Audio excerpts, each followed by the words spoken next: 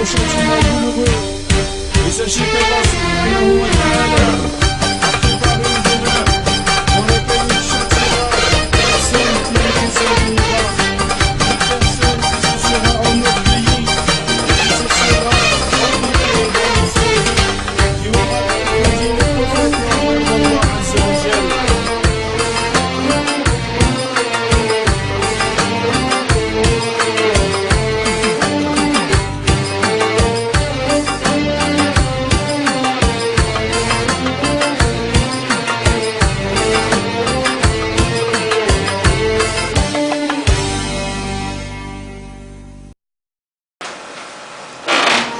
أعوذ بالله من الشيطان الرجيم بسم الله الرحمن الرحيم بسم الله ذي الشان عظيم البرهان شديد السلطان ما شاء الله كان أعوذ بالله من الشيطان mbokk yi seen xarit mooy dellu si waat encore une fois seen permission di waxtaan ak yéen si suñu rappelu aljuma mubarak. xam ngeen ni ajuma bi ñu jógee ki nekkoon suñu invité mooy Cheikh Oumar Sy bu baax bi tey nag dafa ñëw pour éggaler suñu waxtaanu ajuma bi passé ñu continuer mu terminer si lim doon waxtaan si le respect de l'engagement. Cheikh Oumar ñu ngi lay bàyyi kàddu. Dieu est grand, il est l'unique, il est le miséricordieux, il est le noble. C'est dans ce cadre-là il nous prévient. Tu vois tout parce que moom dafa am yërmande, moom noble la. moo tax ñu mun a ñëw boo leen respecté wul seen engagement, si vous ne respectez pas vos engagements, vous serez sous le coup de la punition divine. Ku ci respecté wul engagement yàlla kat gumbul mi ngi gis nee na dinaa ko fajal sa bopp à moins que tu bénéficies de sa miséricorde, à moins que moom ci boppam mu baal la yërmandeem dafa yaatu. Et très souvent dañuy dund ci njëlbeen dama waxoon ne nit mën na bañ a respecter engagement ci coobaram wala ci ñàkk coobaram. Donc une personne peut ne pas respecter ses engagements de manière volontaire ou de manière involontaire. Mais très souvent le non-respect des engagements est lié à un certain nombre de péchés que nous faisons dans la vie de tous les jours. waaw bàkkaar yi ñuy def souvent dina tax sax ñu bañ a respecter engagement yi yenn bàkkaar yi du ma ci wax lépp nag mais bàkkaar bi gën a yées, donc le péché le plus grave, c'est le péché qu'on appelle en français le polythéisme. Mooy booloo mooy nga gëm ni am na ay nit ñu bëri nga jël nit teg ko place yàlla dama waxoon te njëlbeen, wala nga ne yàlla yi bëri nañu wala naa ko moom kenn rek la, loolu dañ koy tere, yàlla la koy tere. Donc évitons le polythéisme et soyons dans le monothéisme. mooy xam ni yàlla kenn la et ñu dox ci ay kàddoom. Il est le seul, il est le maître du jour de la rétribution. Ce jour-là, il n'y a que lui qui parlera, personne d'autre. La négligence de la prière, loolu lu bëri la ci ñun. La négligence de la prière du lu ñuy sàmm suñu kàddu ak yàlla. Respecter ses engagements vis-à-vis de Dieu, c'est aussi éviter de négliger la prière. Mais respecter les engagements aussi vis-à-vis de Dieu, c'est l'ingratitude envers ses parents. waaw ñàkk respecter say waajur boo ingrat ci say waajur loolu teg nga sa engagement fële bi nga jël ak yàlla suñu borom. Donc l'ingratitude envers son père et sa mère, c'est à éviter pour toujours respecter nos engagements vis-à-vis de Dieu. Et il y a un autre point aussi, le fait de ne pas aider des parents proches dans le besoin pendant qu'on l'a, pendant qu'on peut.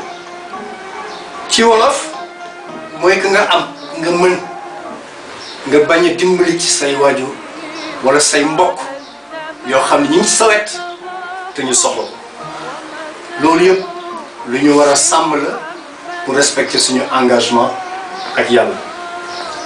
C'est quelque chose dont on doit tenir compte pour respecter nos engagements vis-à-vis de Dieu.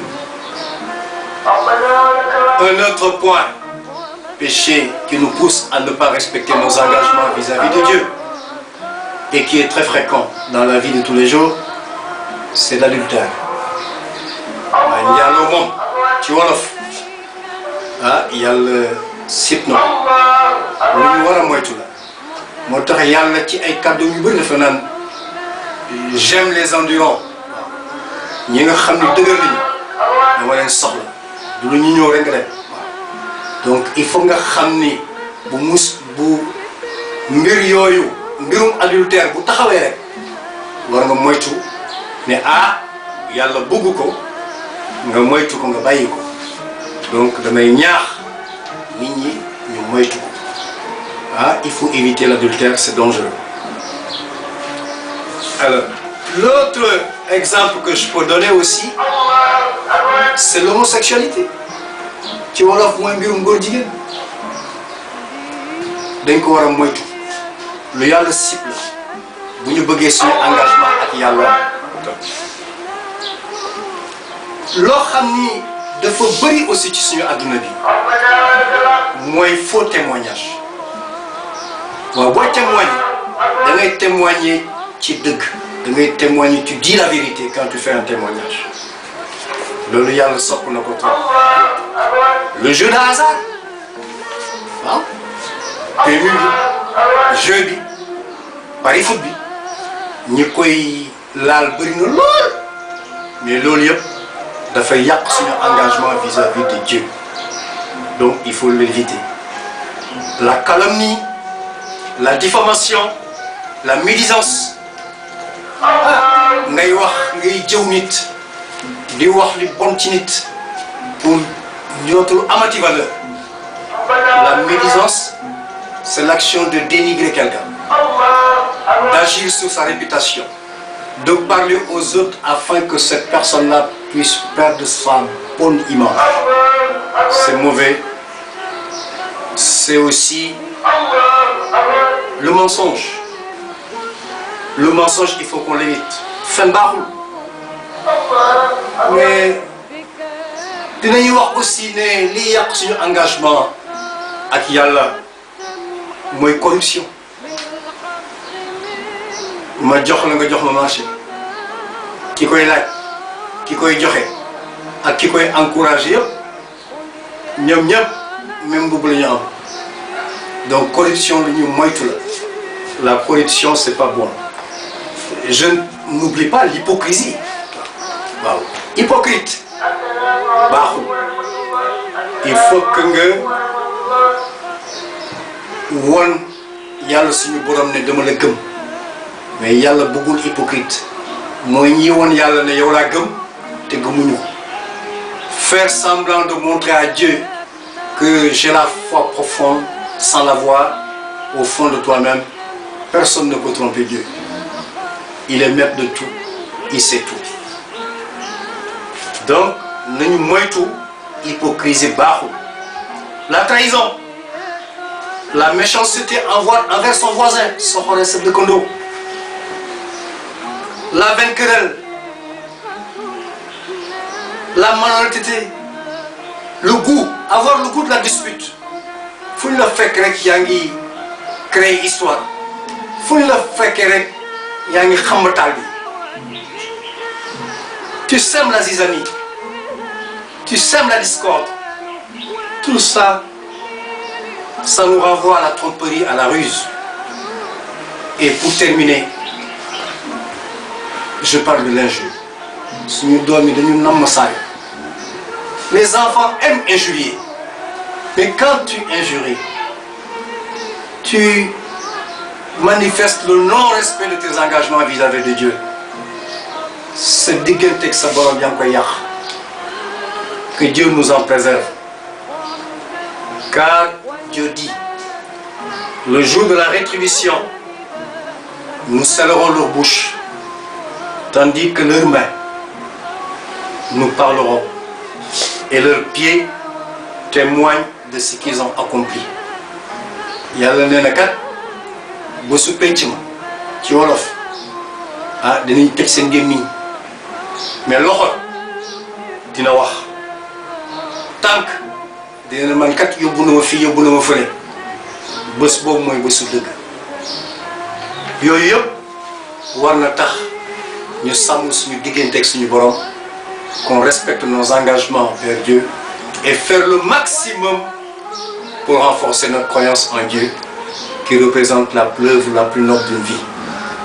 Parce que c'est l'œuvre la plus noble d'une vie que je vous invite aussi à voir la dimension sociétale de la croyance. Et cette dimension manifeste le respect de nos engagements vis-à-vis de nos proches. Mais respect de nos engagements, je l'avais dit, c'est quand quelqu'un s'oblige à donner ou ne pas donner. Quand quelqu'un s'oblige à faire ou ne pas faire. Quand quelqu'un s'oblige à servir ou ne pas servir. Bu kenn ne dina joxe a def wala duma def. Quand quelqu'un ne dina ko liggéey te duma ko liggéey, waaw loolu engagement boobu ñu jël ci biir société war nañ ko sàmm. Mi ngi dugg nag ci contrat de travail muy acte professionnel lépp loo xam ni dafa nekk obligation ak droit ci contrat de travail nit ki war na ko sàmm pour bañ a lor jàmbur muy directeur bi muy employé mën na nekk ci contrat de mariage muy un acte civil mariage dañ naan on se marie pour le meilleur et pour le pire waaw dañuy sëy bu neexee comme bu naqaree mais jamono ji li fi am engagement yooyu ñu jël muy góor muy jigéen ci biir mariage war nañ ko xoolaat bu baax a baax a baax a baax a baax a baax. Donc les engagements pris dans le cadre du mariage de se marier pour le meilleur et le pire, que ce soit l'homme ou la femme, on doit vraiment sauvegarder cela, faire en sorte de respecter les droits de la femme, les droits de l'homme, les droits des enfants. Et enfin, la dimension sociétale nous amène au contrat de crédit. Celui qui emprunte s'engage à payer. Il faut honorer ses engagements. Ku leb fayal bés bu ñu lay yóbbu boo faatu ñu lay yóbbu li ñuy njëkk laaj mooy ku mu amel ñëwal wax. Et Dieu est témoin. Le jour de la prière funèbre, ce qu'on demande, c'est évaluer l'actif et le passif. Et ceux à qui le défunt doit ou la défunte doit n'ont qu'à se manifester pour qu'on puisse honorer nous qui sommes dans l'existence ces engagements. C'est en ces termes que je salue tout le monde et merci de m'avoir écouté. Que Dieu nous garde, que Dieu le Tout-Puissant nous accorde sa bénédiction, sa grâce et nous accorde une longue vie, de bonne santé, de bonheur et de prospérité. Merci beaucoup. Jërëjëf.